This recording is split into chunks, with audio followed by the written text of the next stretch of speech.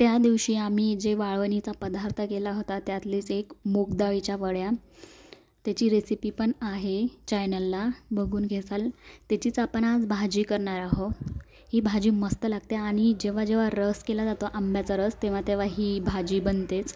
तर मूग डाळीच्या वड्या आहेत ह्या आणि अगदी सोपी आणि एकदम सिंपल आणि झटपट होणारी भाजी आहे.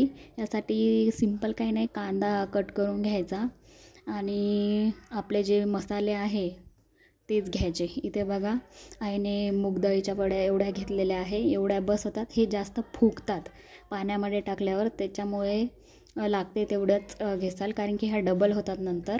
अशा प्रकारे दिसतात ह्या वड्या. काही काही लोकांना तर माहीतच असेल, ज्यांना माहीत नाही त्यांच्यासाठी चटणी, मीठ, हळद असे सगळे बेसिक मसाले टाकून फोडणी द्यायची आणि टोमॅटो टाकायचं. टोमॅटोने छान चव येते त्याला. उन्हाळ्यामध्ये भाजीला तेवढं काही नसते किंवा मग घरातली भाजी संपलेली असते आणि ही भाजी एकदमच लवकर होते. एकदम झटपट होणारी भाजी आहे. काहीच नाही लागत. कांदा, टोमॅटो आणि आपले घरातले मसाले जे आहे ते असं फोडणी द्यायचं आणि त्याच्यामध्ये हे वड्या टाकून द्यायच्या. पाणी नंतर टाकायचं. गरम करून पाणी टाकलं तर अजूनच चांगली होते भाजी.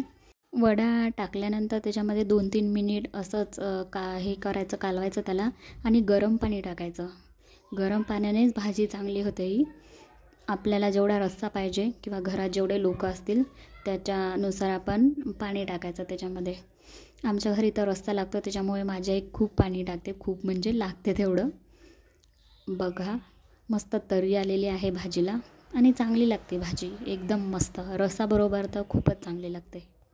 भाजीला छान 1-2 उकळी आले की गॅस बंद करून ठेवून द्यायचा आणि एकदम लो फ्लेमवर ही भाजी शिजू द्यायची. छान लागते, म्हणजे शिजते, वड्या शिजतात चांगल्या. भाजी तर रेडी झालेली आहे. आता आंब्याचा रस बनवू. माझे बघा आंब्याचा रस बनवत आहे. मला तर रस आवडत नाही, पण या भाजीसोबत चांगला लागतो साईड डिश म्हणून.